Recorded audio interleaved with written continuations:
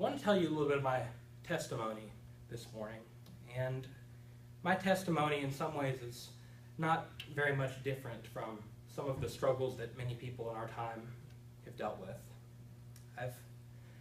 I in my past have struggled with feelings of being alone, struggled with cutting, demonic possession.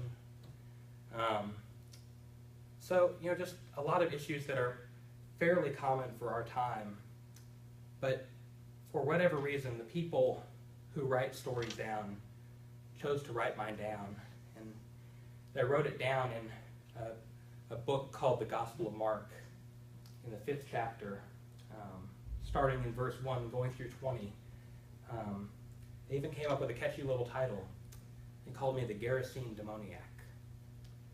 It's a nice little title, but I really wish that they knew what all came with that title. See, from a time that I was a very young boy, I was overcome by this power that I did not invite, but it took me over.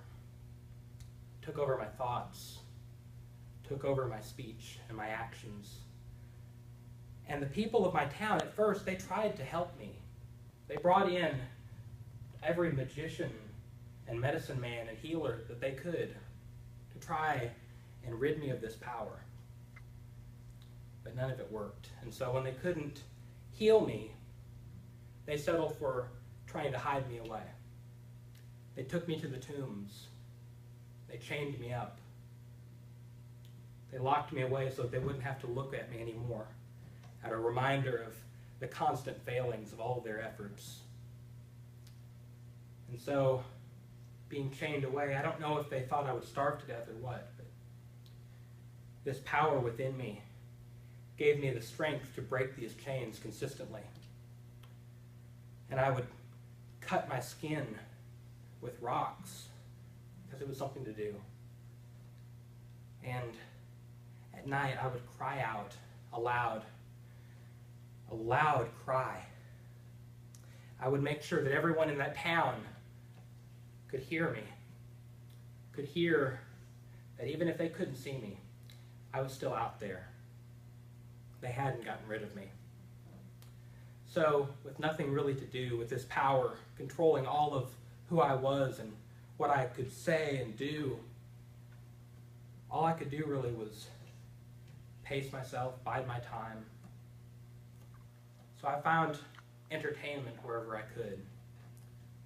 I would stalk the road passing near the tombs and jump out, surprise travelers. And on a day not unlike any other day, there was a man with some friends of his walking along this trail, and I saw him coming, and just like all the times before, I jumped out, and I tried to scare him, but instead of being scared, he immediately recognized this power within me that was making me do these things. And he started trying to cast out this power like so many had done before, but unlike anyone before, the power that was within me responded. It said, "Please, Jesus of Nazareth, don't torture us." I couldn't believe it. It actually responded. And he said, "What is your name?" And the voice within me, not my own voice, but it cried out, "We are legion, for we are many." I could just hear what was going on. And the voice said to this man apparently called Jesus, "Please don't torture us. Cast us into the pigs, but don't torture us." So this man that had done what nobody else could ever do in all my life up to this point, he cast this power out of me into the pigs. 2,000 pigs in a herd, infested by this power. They ran off a cliff into the lake and drowned. And I was free. For the first time that I could remember, I was free. But the townspeople heard about this, and they came. They were not pleased because those pigs, they had been their livelihood.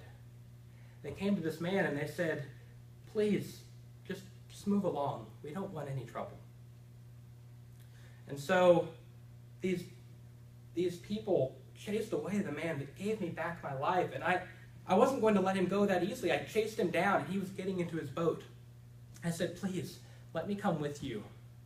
Let me serve you for the rest of my life. I owe you that much. He said, no. Go back to your village. Go back to your people and tell them how much the Lord has done for you. I can't speak to the pigs. I can't speak to their livelihood. But I know this. He gave me back my life.